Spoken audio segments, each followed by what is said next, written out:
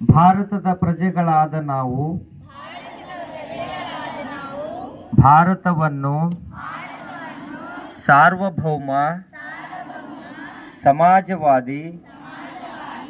ಜಾತ್ಯತೀತ ಪ್ರಜಾಸತ್ತಾತ್ಮಕ ಗಣರಾಜ್ಯವನ್ನಾಗಿ ರೂಪಿಸುವುದಕ್ಕಾಗಿ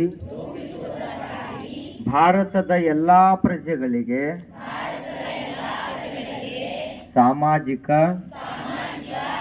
ಆರ್ಥಿಕ ಮತ್ತು ರಾಜಕೀಯ ನ್ಯಾಯವನ್ನು ವಿಚಾರ, ಅಭಿವ್ಯಕ್ತಿ, ನಂಬಿಕೆ, ಧರ್ಮ ಮತ್ತು ಉಪಾಸನೆಯ ಸ್ವಾತಂತ್ರ್ಯವನ್ನು, ಸ್ಥಾನಮಾನ ಮತ್ತು ಅವಕಾಶಗಳ ಸಮತೆಯನ್ನು ದೊರೆಯುವಂತೆ ಮಾಡುವುದಕ್ಕಾಗಿ ವ್ಯಕ್ತಿ ಗೌರವ, ದೇಶದ ಏಕತೆ ಮತ್ತು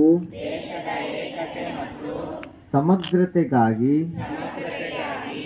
ಎಲ್ಲರಲ್ಲಿ ಭ್ರಾತೃತ್ವ ಭಾವನೆಯನ್ನು ಮೂಡಿಸುವುದಕ್ಕೆ ದೃಢ ಸಂಕಲ್ಪ ಮಾಡಿ ನಮ್ಮ ಸಂವಿಧಾನ ಸಭೆಯಲ್ಲಿ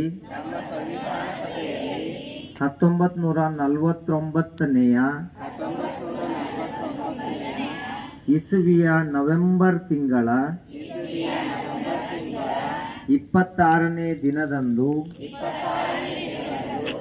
ಈ ಸಂವಿಧಾನವನ್ನು